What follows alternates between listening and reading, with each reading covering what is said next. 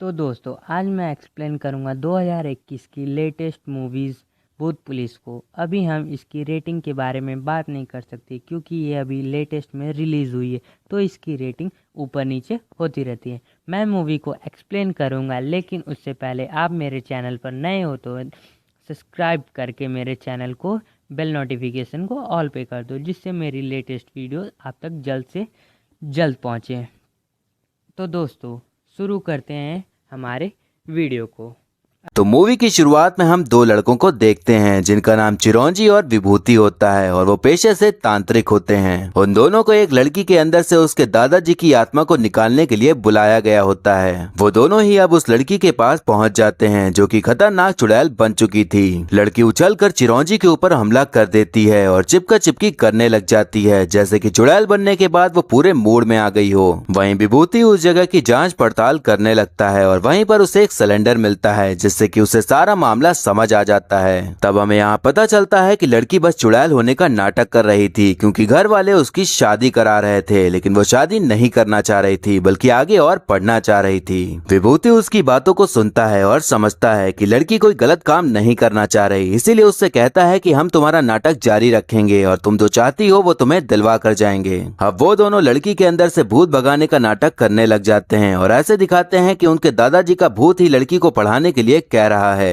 अब दुनिया में इतना अंधविश्वास है कि लोग रिस्क नहीं लेना चाहते, इसीलिए लड़की के माँ बाप उनकी सारी बातें मान लेते हैं और लड़की की शादी करने के बजाय उसे पढ़ाने के लिए कह देते हैं। विभूति का नेचर कुछ ऐसा ही था कि वो लोगों को बेवकूफ बनाकर अपना खर्चा चलाता था और उसका मानना था कि भूत वूत कुछ भी नहीं होते, वो बस वहम होता है। वहीं चिरंजी भूतों पर बहुत विश्वास करता था और वो अपने पिताजी की दी हुई तांत्रिक विद्या की किताब पढ़ता रहता था। उनके पिताजी बहुत बड़े तांत्रिक थे, तो नेपोटिज्म के चलते उनके दोनों लड़के भी तांत्रिक बन गए थे और ऐसे ही भूत भगाने का काम किया करते थे, लेकिन उनका कभी असली भूत से पाला नहीं पड़ा था। अब हम एक लड़की को देखते हैं जिसका नाम माया होता है और वो उल्टन बाबा से मिलने के लिए तांत्रिक कॉलोनी में आई होती है। वहीं पर हम इंस्पेक्टर छेदीलाल को देखते हैं जो कि वो भी उल्टन बाबा की तलाश में आया होता है। एक लड़का माया को उल्टा बाबा से मिलवाने का कहकर 3 आंख वाले गोगल बाबा के पास लेकर चला जाता है। वहीं हम देखते हैं कि चिरंजी अपने भाई विभूति से कह रहा होता है कि हम पिताजी की दी हुई किताब के राज को जान गए हैं, लेकिन विभूति को उस पर बिल्कुल भी यकीन नहीं हो रहा होता। चिरंजी का हाथ कभी कभी काफी अजीब तरीके से हिलने लगता था, तो उसे लगता था कि जब कोई आत्मा आसपास रहती है तभी ऐसा दौरा पड़ता है, लेकिन विभूति उसे समझाता है कि तुम्हारे अंदर बहुत फ्रस्ट्रेशन हो गई है, इसलिए जवानी के जोश में ऐसा हो रहा है, तो कहीं पर जाकर उसे निकाल दो। चिरंजी अपने भाई की बातों को नहीं सुनता और वहाँ से जाने लगता है, लेकिन विभूति उसे रोकने के लिए इमोशनल ड्रामा करने लग जाता है। विभूति ने ही चिरंजी को बचपन से पाला था और उनके बीच कितना भी झगड़ा हो, लेकिन दोनों लोग एक दूसरे के बिना नहीं रह सकते थे।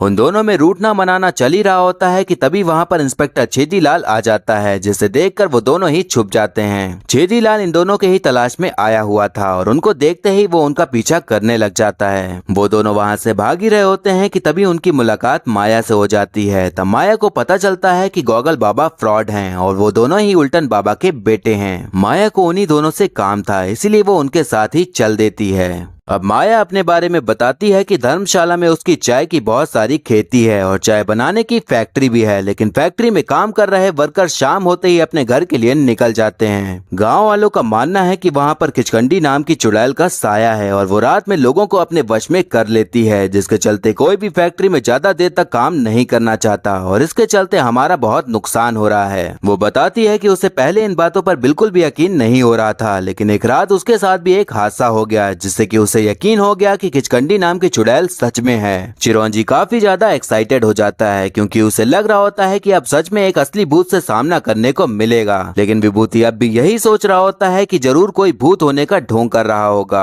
अब वो दोनों अपनी पेमेंट की डील करके भूत भगाने की एक्साइटमेंट में माया के घर पहुंच जाते हैं। तभी वहाँ पर घोड़े पर सवार एक लड़की की एंट्री होती है जिसका नाम कनिका होता है और वो माया की बहन होती है और वहीं पर उनका ख्याल रखने वाला एक आदमी भी होता है। कनिका उन दोनों दोनों को कोई तांत्रिक नहीं बल्कि ढोंगी बाबा ही समझ रही थी और उसे भी भूतों पर जरा भी विश्वास नहीं था। अब माया उन दोनों को गांव वालों से मिलाने के लिए ले जाती है ताकि गांव वाले संतुष्ट हो सकें कि अब किचकंडी को भगाने के लिए कोई आ गया है। विभूति को भूत भगाने तो नहीं आता था लेकिन बातें बनाने बहुत आती थी, इसलिए वो वहीं खड़े होकर खूब सारी डींगे हाँकने लगता है और गांव वालों को विश्वास दिलाता है कि वो किचकंडी नाम की चुड़ैल को भगा देगा। अब रात होने पर हम देखते हैं कि एक आदमी हल्का होने के लिए घर से बाहर निकलता है लेकिन उसकी बीवी उसे रोकने लगती है क्योंकि रात में हल्का होने के लिए बाहर जाना बहुत भारी पड़ सकता था। अब शौचालय घर से थोड़ी दूर पे था तो आदमी डर के मारे अपनी बीवी को भी साथ में ले जाता है। उसकी बीवी बाहर ही खड़ी होती है और वो शौचालय के अंदर चला जाता है। यहाँ हमें पता चलता है कि वो हल्का होने नहीं आया था बल्कि उसने दारू की बोतल संडास में छुपा रखी थी जिसे वो अपने शरीर में उतारने आया था। उसकी बीवी बाहर खड़े डर रही होती है और वो अंदर मजे से दारू पी रहा होता है। तभी उसकी बीवी को किसी के होने की आवाज सुनाई देती है जिससे कि वो एकदम चौकन्नी हो जाती है। वो देखती है कि सफेद साड़ी पहने अंधेरे में कोई औरत खड़ी हुई थी जिसकी लाल लाल आंखें चमक रही थी। उसको देखते ही बीवी का मुंह खुला का खुला रह जाता है और वहीं अंदर उसका पति भी समझ जाता है कि कुछ तो गड़बड़ है। वो दोनों ही पूरा जोर लगाकर वहाँ से भाग निकलते हैं और मुझे यकीन है कि चुड़ैल को देखकर आदमी अब पैजामे में ही हल्का हो गया होगा।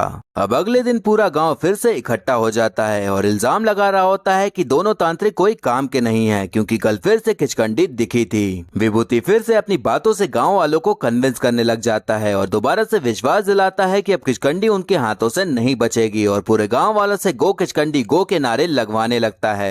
अब हम देखते हैं कि कनिका माया से कह रही होती है कि हमें ये सब बेचकर लंदन चले जाना चाहिए और वहीं पर कुछ अच्छा सा बिजनेस कर लेना चाहिए। माया उसकी बातों से एग्री नहीं करती और कहती है कि वो अपने पिताजी की जमीन छोड़कर नहीं जाएगी और अपना सारा जीवन यहीं बिताएगी। अब चिरौंजी किचकंडी चुड़ैल के बारे में जानने के लिए गांव वालों से पूछताछ करने लग जाता है लेकिन हर कोई अलग ही कहानियां सुना रहा होता है। एक दिन विभूति अपने बस रूपी घर के पास खड़ा होता है, तभी वहाँ पर उसे एक छोटी बच्ची दिखाई पड़ती है। बच्ची इशारा करके अपना नाम तितली बताती है लेकिन वो कुछ भी मुंह से नहीं बोल रही होती और थोड़ी ही देर बाद वो वहाँ से चली भी जाती है जैसे कि वो गायब हो गई हो। माया चिरौंजी को बताती है कि बहुत साल पहले भी किचकंडी ने हमारे गांव में आतंक मचाया था, तब तुम्हारे पिताजी ने तांत्रिक विद्या के जरिए किचकंडी को भगाया था, इसीलिए मैंने तुम दोनों को यहाँ पर बुलाया है। वो बताती है कि तुम्हें संतू नाम के आदमी से मिलना चाहिए क्योंकि जब तुम्हारे पिताजी ने चुड़ैल को भगाया था तब वो वहीं पर मौजूद थे, इसलिए वही तुम्हें सब कुछ बता सकते हैं। अब विभूति और चिरौंजी संतू से मिलने के लिए उसके पास पहुँच जाते हैं और किचकंडी चुड़ैल के बारे में पूछते हैं। संतू बताता है कि आज से 20 साल पहले किचकंडी ने मेरी बीवी मंजू को अपने वश में कर लिया था और वो एकदम डरावनी चुड़ैल बन गई थी। फिर उसके बाद गांव में तुम्हारे पिताजी उल्टन बाबा को बुलाया गया। उन्होंने अपनी तांत्रिक विद्या से किचकंडी को अपने वश में करके एक मटके में बंद कर दिया और उन्होंने बताया कि जब तक ये मटका बंद रहेगा तब तक किचकंडी बाहर नहीं आएगी। उल्टन बाबा ने किचकंडी को तो संभाल लिया था लेकिन संतू की बीवी मंजू को नहीं बचा पाए थे। संतू की कहानी सुनने के बाद वो दोनों उस जगह पर पहुंच जाते हैं जहां पर उल्टन बाबा ने मटके को छुपाया था। चिरौंजी मटके को ढूंढ निकालने में कामयाब हो जाता है लेकिन वो मटका अब भी बंद था, तो दोनों लोग सोच में पड़ जाते हैं कि मटका बंद है तो किचकंडी बाहर कैसे आ गई। विभूति चिरौंजी से मटका ले लेता है और उसे फोड़ने की बात करता है और कहता है कि आज पता चल जाएगा कि किचकंडी है या नहीं और पिताजी तांत्रिक थे या वो भी हमारी तरह ढोंगी ही थे। वो मटके को फोड़ देता है जिसमें से एक हड्डी निकलती है। विभूति हड्डी को लेकर काफी मजाक बनाता है और अपने पिताजी को ही ढोंगी बाबा कहने लगता है और उस हड्डी को कहीं दूर फेंक देता है। उस वक्त पर चिरौंजी का हाथ फिर से अजीब तरीके से हिलने लगता है लेकिन विभूति उसका भी काफी मजाक उड़ाता है और उसकी कोई भी बात नहीं सुनता। अब हम देखते हैं कि माया का पालतू कुत्ता वही हड्डी लेकर घर आ जाता है जो मटके से निकली थी। कुत्ता हड्डी लेकर बेड के नीचे बैठा होता है कि तभी बेड हिलने लग जाता है। माया को लगता है कि उसका पालतू कुत्ता ऐसा कर रहा है तो वो उसे भगा देती है लेकिन अगले ही पल बेड पूरा ऊपर ही उड़ जाता है और माया के होश उड़ जाते हैं। माया ने जो अब बेड की हवाई सवारी की थी उससे पूरी तरह से डर चुकी थी और वो तुरंत जाकर पूरी घटना विभूति और चिरौंजी को बताती है। अब वो दोनों माया के रूम में जाते हैं और वहाँ पर तहकीकात करने लग जाते हैं। इसी बीच उन दोनों का झगड़ा भी होने लग जाता है क्योंकि विभूति ने किचकंडी वाला मटका फोड़ दिया था। उस बीच हमें विभूति के ऊपर कुछ अजीब सा होता हुआ दिखाई पड़ता है लेकिन उन दोनों का उस पर ध्यान नहीं जाता। अब चिरौंजी माया से कहता है कि कल हम एक हवन करेंगे जिससे कि किचकंडी नाम की चुड़ैल इस गाँव से भाग जाए जाएगी और फिर आपका सारा काम आसान हो जाएगा। विभूति इस बात को लेकर चिरौंजी के ऊपर गुस्सा करने लगता है, क्योंकि उसे यकीन था कि किचकंडी है ही नहीं तो हवन के वक्त वो कहां से आएगी, इसीलिए हवन करना फ्लॉप जाएगा और हमें कुछ भी पैसा नहीं मिलेगा। वहीं चिरौंजी को अपने और अपने पिताजी की दी हुई तांत्रिक किताब पर पूरा भरोसा था, इसीलिए वो उसकी बात नहीं सुनता और हवन कल ही करने को कह देता है। विभूति चिरौंजी से नाराज होकर घर से गुजर ही रहा होता है कि तभी उसकी नजर एक इंसान पर पड़ जाती है जो कि सीढ़ी चढ़कर माया के रूम में जा रहा होता है और उसने सफेद साड़ी और मुंह पर पट्टी बांध रखी होती है। विभूति को देख किचकंडी भागने लग जाती है, लेकिन विभूति उसे पकड़ ही लेता है। तब यहाँ पर राज खुलता है कि जिसे लोग किचकंडी समझ रहे थे वो तो किचकंडा था। यहाँ हमें पता चलता है कि घर का नौकर ही किचकंडी बन के घूमता रहता था। तभी वहाँ पर कनिका भी आ जाती है और तब यहाँ पर एक और राज खुलता है कि कनिका ने ही नौकर को किचकंडी बना के गाँव वालों और माया को डराने को कहा था। कनिका लंदन में शिफ्ट होना चाहती थी, लेकिन वो अपनी बहन को भी नहीं छोड़ना चाहती थी, इसीलिए उसने किचकंडी चुड़ैल का नाटक करवाया ताकि माया खुद ही सब कुछ बेचकर उसके साथ लंदन चलने के लिए तैयार हो जाए। लेकिन अब उसका सारा भांडा फूट चुका था। विभूति को तो इन सब चीजों से मतलब नहीं था, उसे तो बस पैसों से मतलब था, इसीलिए कनिका से कहता है कि वो इस प्लान को जारी रखेगा लेकिन इसके बदले में पैसा लेगा। अब कनिका और विभूति के बीच किचकंडी का नाटक जारी रखने की डील हो जाती है। अब हम देखते हैं कि माया आराम से बेड पर सो रही होती है कि तभी उसे अपने चद्दर के अंदर कुछ आहट सी लगती है, तो वो अचानक से उठ जाती है, लेकिन तब चद्दर के अंदर हो रही हरकत रुक जाती है। जब वो दोबारा सोने के लिए जाती है तो उसके ऊपर ही एक अजीब तरह का भूत उसे ताक रहा होता है और वो भूत उसके अंदर ही घुस जाता है। अब यहाँ पर हमें समझ आता है कि जो मटका विभूति ने फोड़ा था उसमें से सच में किचकंडी आजाद हो गई थी और बाहर आते ही उसने माया को अपने वश में कर लिया था। लेकिन विभूति को यही पता था कि किचकंडी है ही नहीं बल्कि कनिका का सब नाटक था। वहीं चिरौंजी को तो कोई भी बात पता ही नहीं थी और वो अपने हवन की तैयारी में लगा हुआ था। अब रात होने पर चिरौंजी हवन की विधि शुरू कर देता है, जहाँ सभी गाँव वाले उसे देखने के लिए आए होते हैं। विभूति उसे दही खिलाने लगता है जिसमें कि उसने नशे की गोलियां मिला रखी थी ताकि उसे कुछ भी समझ में ना आए कि उसका भाई क्या करने वाला है। चिरौंजी को धीरे धीरे नशा होने लग जाता है, लेकिन फिर भी हवन कर रहा होता है। अब कनिका ने वहीं पर ब्लूटूथ स्पीकर लगा रखा था, तो वो उसी में डरावनी चुड़ैल की आवाज बजाने लगती है, जिससे कि गांव वाले सुनकर डर के मारे कांपने लग जाते हैं। फिर तभी नौकर को किचकंडी बनाकर उसे हवा में घुमाने लगते हैं, जिसे देखकर गांव वालों की एकदम समझ जाइए क्या कहना चाह रहा हूँ मैं। उसी वक्त चिरौंजी एकदम बेहोश हो जाता है, तो विभूति उसका फायदा उठाकर कहता है कि किचकंडी ने मेरे भाई को मार डाला, इसलिए बेहतर होगा कि सभी गांव वाले गांव छोड़कर चले जाएं, वरना वो सबको मार डालेगी। अब विभूति और कनिका ने जैसा सोचा था वैसा ही हो रहा था और सभी गांव वाले वहां से जाने लग जाते हैं। इसके बाद हम देखते हैं कि अब असली किचकंडी माया को पूरे तरीके से अपने वश में करने में कामयाब हो जाती है। अब विभूति अपने काम के पैसे मांगने के लिए कनिका के पास जाता है, लेकिन कनिका पैसे देने के लिए ना नुकुर करने लगती है, क्योंकि विभूति ने जितने पैसे मांगे थे उतने पैसे तो उसके पास थे ही नहीं। पैसे ना मिलने पर विभूति उसे धमकी देने लगता है कि वो माया को सब कुछ सच सच बता देगा। फिर तभी कनिका भी विभूति को धमकी देने लगती है कि वो भी चिरौंजी को सब कुछ बता देगी कि उसकी मौत का नाटक करके तुमने गांव वालों को भगाया है। अब उनकी ये सारी बातें पीछे खड़ा चिरौंजी सुन लेता है। विभूति चिरौंजी को समझाने का पूरा ट्राई करने लगता है, लेकिन तभी वहाँ पर इंस्पेक्टर छेदीलाल आ जाता है और बंदूक की दम पर उन लोगों को पकड़ लेता है। विभूति छेदीलाल से कहता है कि हम लोग तो मामूली धोखेबाजी करते हैं और इस दुनिया में तो हमसे बड़े बड़े क्रिमिनल पड़े हुए हैं, तो आप हमारे ही पीछे क्यों पड़े हैं। छेदीलाल बताता है कि गलती तुम्हारी नहीं तुम्हारे पिताजी की है, उन्होंने मेरी शादी बकरी से करवा दी थी। मेरे पिताजी को लगता था कि मेरे ऊपर किसी आत्मा का साया है, इसीलिए उन्होंने तुम्हारे पिताजी को बुलाया था और उन्होंने मेरी बकरी से शादी करके मेरी जिंदगी बर्बाद कर दी, इसलिए अब उस चीज का बदला मैं तुम लोग से लूंगा और तुम्हारा एनकाउंटर करके तुम दोनों को भूत बना दूंगा। अब ये सुनते ही उन दोनों की हालत खराब हो जाती है और बचने के लिए वो छेदीलाल का ध्यान भटकाने लगते हैं, जिससे कि गाड़ी जाकर सीधे पेड़ से टकरा जाती है। अब चिरौंजी और विभूति के बीच झगड़ा होना शुरू हो जाता है, क्योंकि विभूति ने जो धोखेबाजी की थी वो इस बार माफी के लायक नहीं थी, क्योंकि उसने अपने भाई को ही मरा घोषित कर दिया था। उन दोनों में काफी लड़ाई होने के बाद चिरौंजी अपने भाई से अलग होकर गाँव के रास्ते सबको सच बताने के लिए निकल जाता है। वहीं विभूति भी अपने रास्ते जाने लगता है। तभी उसे तितली मिल जाती है। वो तितली को पीठ पर बैठाकर जाने लगता है कि तभी वहाँ पर फिर से छेदीलाल प्रकट हो जाता है। विभूति कहता है कि मेरे पास बच्ची है तो अपनी गन नीचे करो वरना वो भी मर सकती है।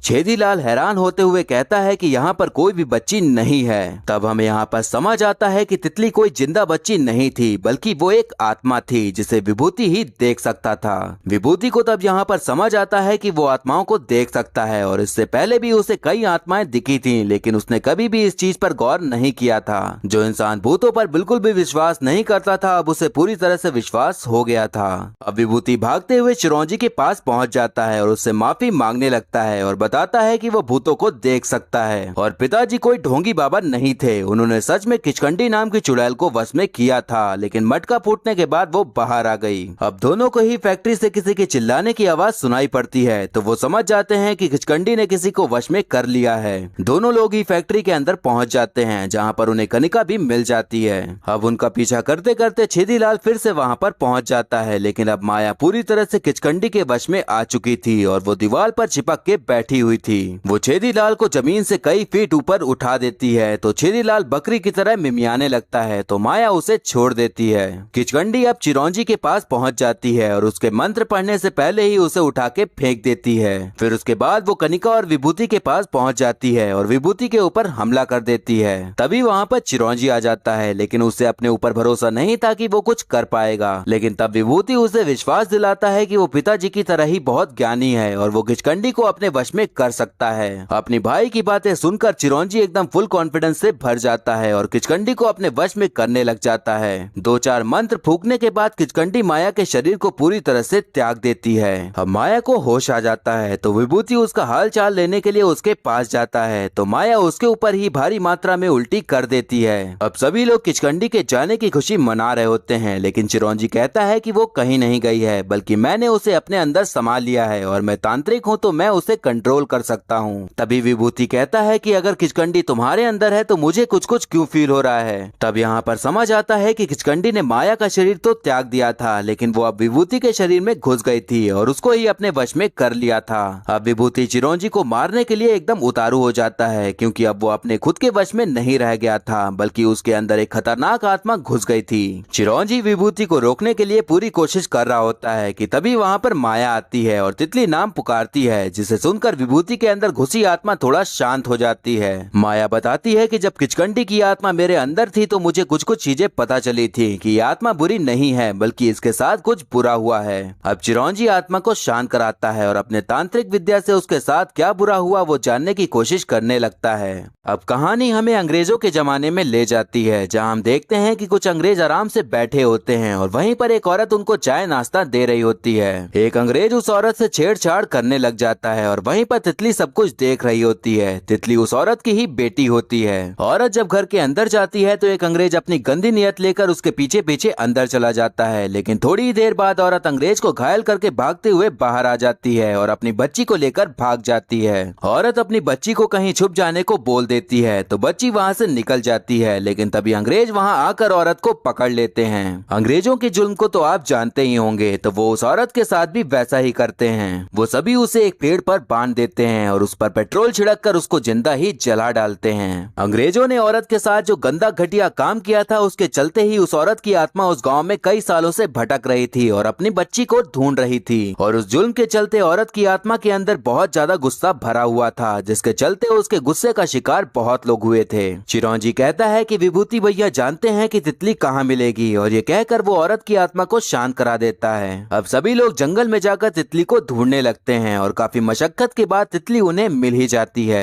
तितली को देखते ही विभूति के अंदर छुपी उसकी माँ उसे गले से लगा लेती है। फिर तभी उसकी माँ की आत्मा विभूति से निकल जाती है और दोनों की ही आत्मा वहाँ से शांति से निकल जाती है, क्योंकि अब माँ बेटी दोनों ही मिल चुके थे और माँ को बस अपनी बेटी ही चाहिए थी। यहाँ हमें पता चलता है कि अंग्रेजों ने उस टाइम पर बच्ची को भी मार डाला था, इसीलिए वो भी जंगलों में आज तक भटकती आ रही थी। अब छेदीलाल उन दोनों के सामने हाथ जोड़ने लगता है, क्योंकि अब उसे विश्वास हो गया था कि उनके पिताजी ढोंगी नहीं थे, बल्कि जो भी उन्होंने उसके साथ किया था वो सही था। छेदीलाल कहता है कि हम लोग तो मामूली पुलिस हैं, लेकिन आप लोग तो भूत पुलिस हो जो भूतों को पकड़ते हो, और इसी के साथ मूवी यहीं पर खत्म हो जाती है। तो दोस्तों, इस मूवी के बारे में मैं ज्यादा कुछ नहीं कहूंगा, बस इतना ही कहूंगा कि अगर आप बोर हो रहे हो और आपको थोड़ा एंटरटेनमेंट चाहिए तो आप इस मूवी को देख सकते हैं। मूवी में थोड़ा बहुत कॉमेडी सीन्स हैं, जहां पर आपकी बत्तीसी तो नहीं दिखेगी, लेकिन हल्की फुल्की मुस्कान जरूर आ जाएगी। वहीं बात करें एक्टिंग की, तो सबकी एक्टिंग सही ही देखने को मिली है और अर्जुन कपूर ने भी सही से कैरेक्टर को निभाया है, जो कि शायद ही वो कभी निभा पाते हैं। कॉमेडी सीन में मुझे कहीं भी ओवर एक्टिंग नजर नहीं आई और न ही ऐसा देखने को मिला कि जबरदस्ती कॉमेडी की जा रही है। बाकी मूवी की कहानी भी एकदम सिंपल है और मैं चाहूंगा कि आप किसी किसी भी सीन में लॉजिक ना ढूंढें, बस मनोरंजन के लिए ही देखें। बात रही मूवी को देखकर डरने की, तो मैं आपको बता दूं कि मुझे हॉरर मूवी देखने पर बहुत डर लगता है, लेकिन मैंने इसे आराम से देख ली, तो आप समझ ही गए होंगे कि ये कितनी डरावनी है। अगर इस मूवी को आप देखना चाहते हैं तो इसे डिज्नी प्लस हॉटस्टार पर देख सकते हैं, और मुझे उम्मीद है कि आपकी बोरियत थोड़ी सी तो कम हो ही जाएगी। तो ये था एक्सप्लेनेशन भूत पुलिस मूवी का। आपको मूवी और मेरा एक्सप्लेन करना कैसा लगा ये कमेंट करके जरूर बताइएगा, और ऐसे ही आने वाली वीडियोस देखते रहने के लिए हमारे चैनल को सब्सक्राइब करें और बेल आइकन दबा दें, जिससे कि आपको नई वीडियोस की नोटिफिकेशन मिल जाएगी।